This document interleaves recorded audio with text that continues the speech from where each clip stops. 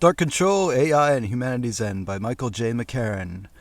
We're now on the chapter regarding finance and the impact of the market on AI and AI's influence on the market or the economy.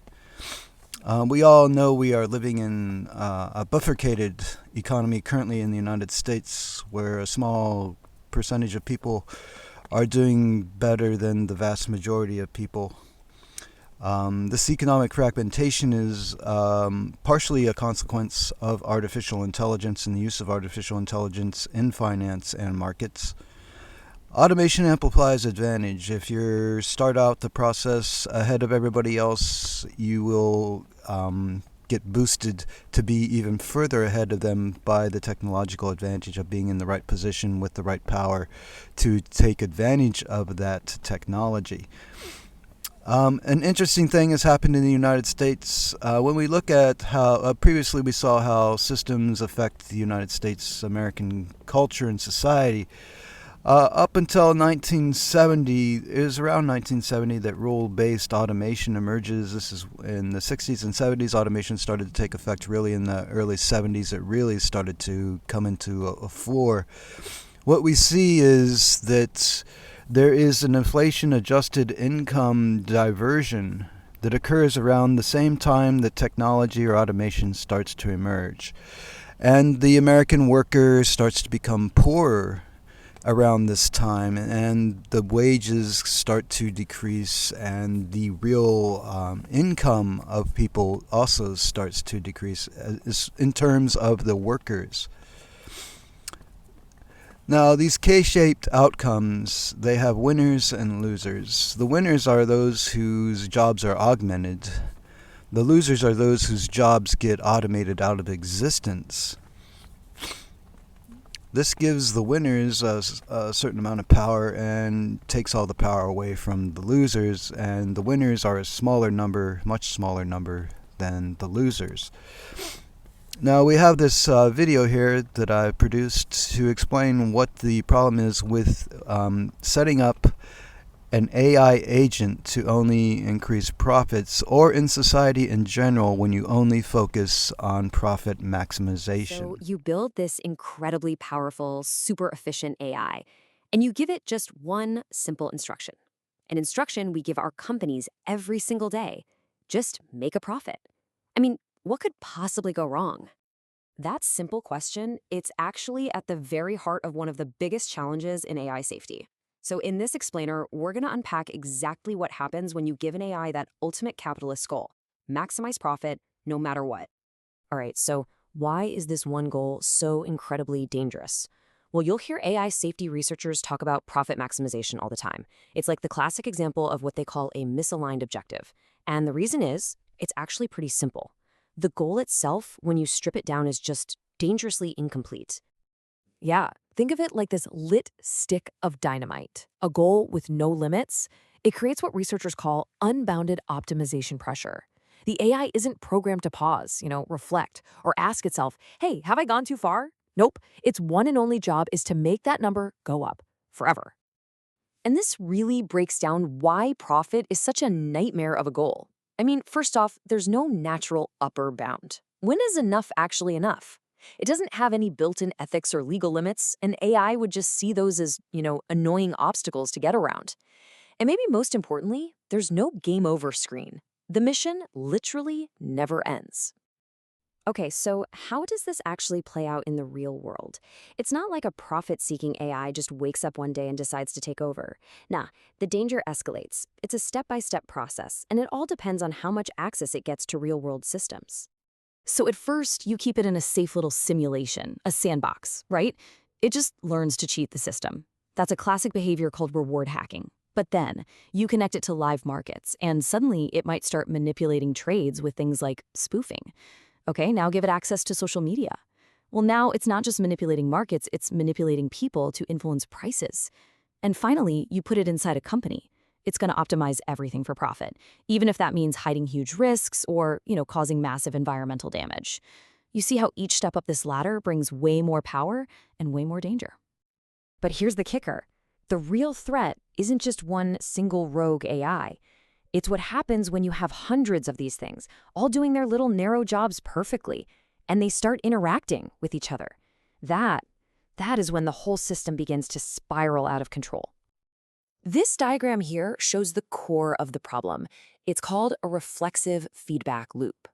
This is the moment where AI stops just analyzing reality and starts actively creating it. Basically, an AI's warning makes humans do something, and that action then proves the AI's original warning was right. It becomes this vicious, self-reinforcing cycle. And you know what? It all starts really small. Let's say you have an AI at a big bank.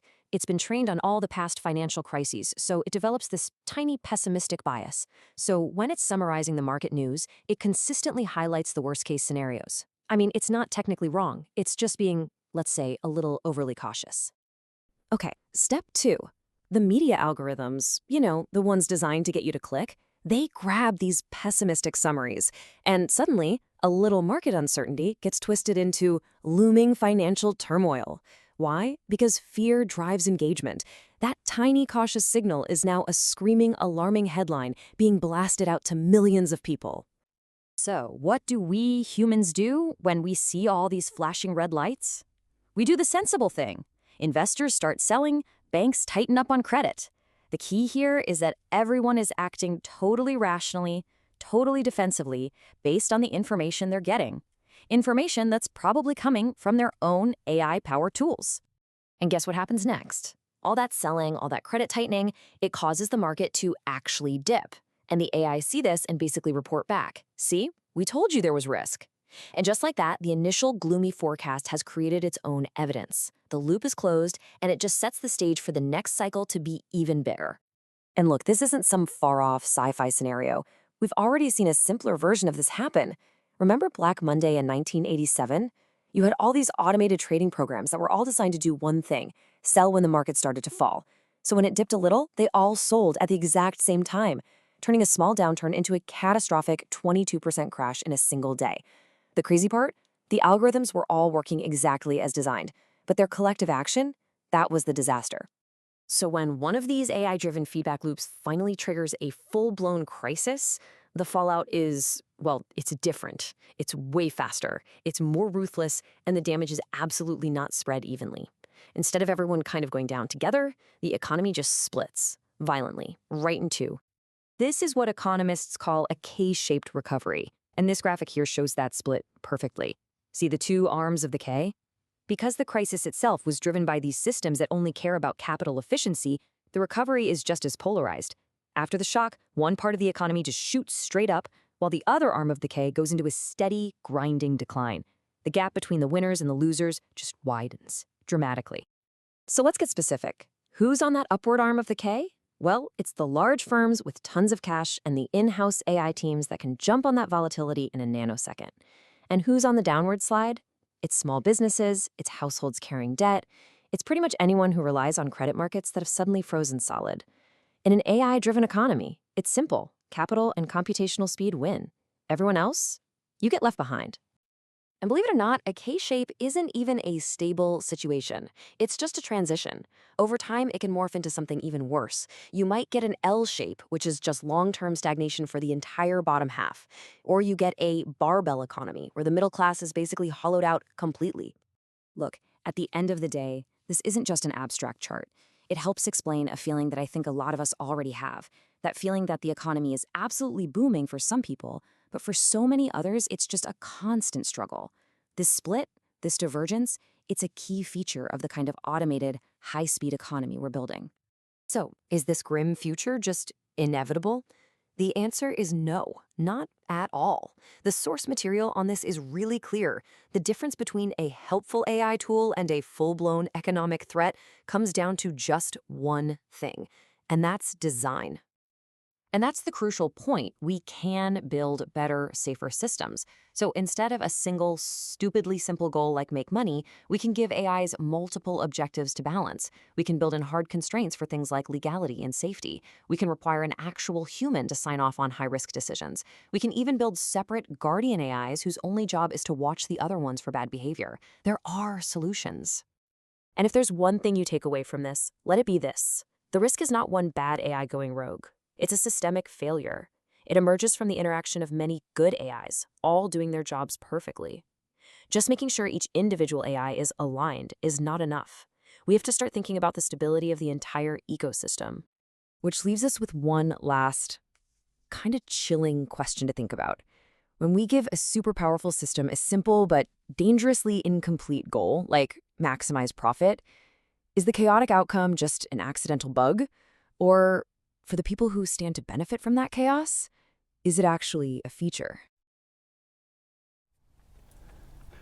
So what we can see from that is that there are certain structures that happen to help the economy become bifurcated. Another scholar has generated the idea that this polarization is by design. All right, let's dive into something big. We're breaking down a fascinating and honestly a kind of provocative new theory about social division, straight from the source material that introduced it to the world. You know, it's a feeling a lot of us have, right? The sense that our societies are more divided than ever before. It feels like we're just drifting apart.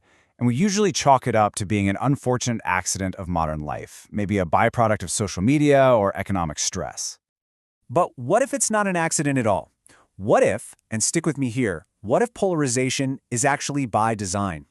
A really interesting new paper proposes this startlingly different answer, that social division isn't just something that happens to us. No, it can be a strategic tool, one that's deliberately used by people in power. Okay, so let's get into the core logic of this theory. First things first, we've got to understand what the paper even means when it says polarization. And this is key. It's not about how angry people are or how much they're shouting at each other. It's all about the numbers. According to this paper, a society is at its most polarized when it's split right down the middle, a perfect 50-50. And why is that? Well, because that's literally the furthest you can get from everyone agreeing on something. And this really gets to the heart of the whole debate. We're so used to thinking of division as a bug in the system, right? An unwanted error. But this theory flips that completely on its head. It reframes it as a potential feature, a deliberate, strategic choice. And this quote from the paper just nails it. The whole idea is that for a leader who needs a majority to pass laws, shaping public opinion isn't just some side project. It's an instrument of governance, just like any other policy tool they have. Okay, so this is where it gets really interesting. Let's break down the logic here. Imagine you're a leader, and you have no idea what challenges are coming down the pike. If your society has this rock-solid 90-10 consensus on an issue, trying to change course is like trying to turn a giant cargo ship. It's super slow, really expensive. But a 50-50 society, that's more like a speedboat. It's cheap, it's easy to just nudge a few people over the line to get your majority. That flexibility, well, that's kind of strategic insurance for the future. But, okay, that's the story when there's just one leader calling the shots. What happens when you throw a competitor into the mix? Well, as we're about to see, the entire game changes. And bam, the strategy just flips. A single leader, they want that flexible 50-50 society. It's easy to steer. But the second you have a rival, a totally new incentive pops up. You've got to stop them. See, a polarized society might be easy for you to steer, but it's also just as easy for your opponent to steer right back the moment they get into power. So a new strategy comes into play. You might actually want to pull society away from that perfect 50-50 split just to lock in your advantage.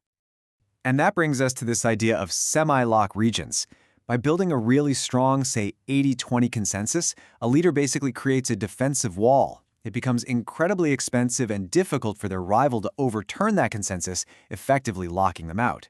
So the goal here, it's not unity for the sake of unity, it's all about strategic defense. Now, this whole strategic game of shaping public belief, it's been played for centuries. But now, it's being put on steroids by one of the most powerful technologies of our time, artificial intelligence. Think about it. For most of history, trying to shape what an entire country believes was slow. It was clunky, and it was ridiculously expensive. You had to control all the schools or all the newspapers. Then, mass media came along. But AI is a quantum leap. It lets you create and test personalized, persuasive messages for millions of people at a massive scale for almost no cost. And the effect, which this chart just lays out so clearly, is dramatic. The cost of persuading people, of finding that perfect message for every single person and getting it to them instantly, it's basically collapsing towards zero. This doesn't just make the old game cheaper, it fundamentally changes the rules of the game itself. And what that means is that public opinion is no longer this stubborn, fixed reality that leaders have to work around. Instead, it becomes what the paper calls a choice variable. It's something they can actively design. It's like having a thermostat for society where you can just dial up the division or dial up the consensus to suit your strategic goals. So, with these incredibly powerful and cheap new tools at their fingertips, where does this all lead? What are leaders going to choose? Well, the model gives us two pretty different possibilities. If you've got a single, unopposed leader, cheaper persuasion just pours fuel on the fire.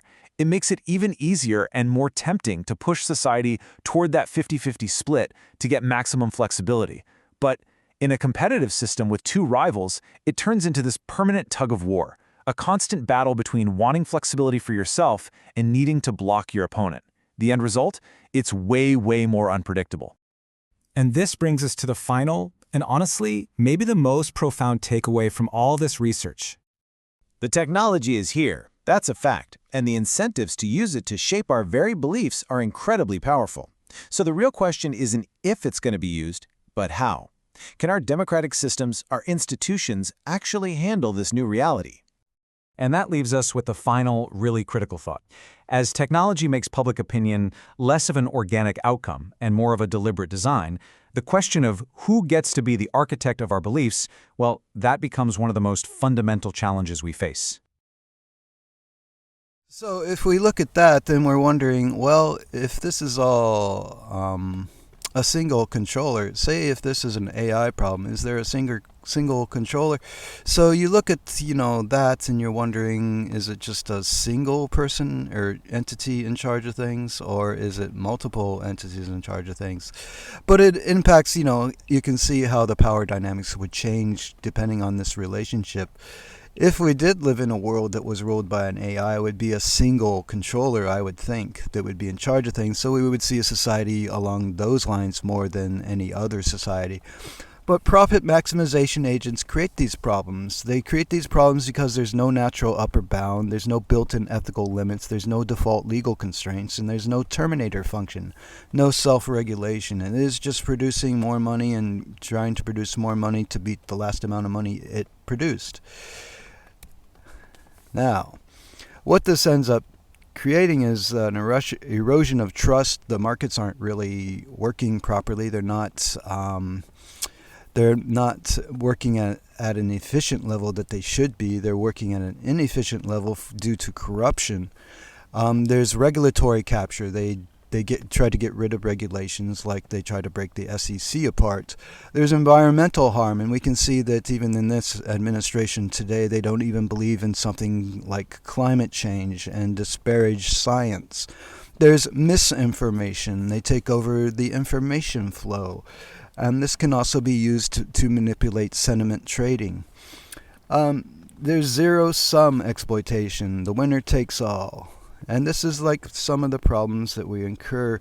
Although there are other forms of market-oriented equilibriums. There is the Nash equilibrium that the markets espouse today of basically, everybody gets what they want to maximize what they want, versus a proposal out of Harvard University's Professor John Romer, who has a Kantian equilibrium where people both get a little and the long-term sustainability of the economy is better. Now, this is all part of the mechanical wobble, and it creates emergent inflation. There is this constant pressure on pricing to go up, but there's never any relief. The prices never come down. A growing body of economic antitrust and central bank research suggests that AI-mediated pricing coordination, while not seeming collusive in a legal sense, can produce persistent upward price pressure and reduced price competition. In other words, it's going to go up, it's never going to come down, and this is all because the AIs themselves are colluding with each other to set prices. Now, how tech change and AI inflation pressures, access to tech creates a K-shaped economy is that it's very simple, is that the economic decline is job skills are outpaced by technology, prices soaring ahead of wages, inflation, stagnation, decline in real wealth, which we see savings rates are constantly declining in the United States amongst most people. Even with the vast amounts of wealth at the top, savings rates are still declining in the United States of America year to year. And technical inaccessibility, the lower your income, the less likely you're going to be having a PhD, for instance, or an advanced degree, or the latest technology, the chips that you need to run AI. Those with success, economic success, have leveraged skills. Their wealth is growing beyond inflation. It's just growing and growing. They have greater economic mobility, and they have access to this technology because they can afford the latest technology, which costs a lot of money. Now, AI-driven endogenous inflation, which is to say AI creates inflation as part of inflation is a part of AI. Now, this is like what we said. There's this pricing collusion going on amongst AI agents when they set prices. How the pricing pressures work is that we see reduced price competition, higher profit margins, and slower price correction, which is persistent elevated prices. What happens is, as the prices go up, then the profits go up, and you end up with all this pressure to push things in an upward direction, and we never see it ever come down. And the end result is that we see an economy that is K-shaped with a mass amount of people not being able to get ahead like they used to be able to get ahead. There is no upward mobility, and a very small number of people, which continues to get smaller and smaller, their wealth increases to a vast amount, and we end up with a completely broken society that is unsustainable, which may lead to complete conflict and war internally.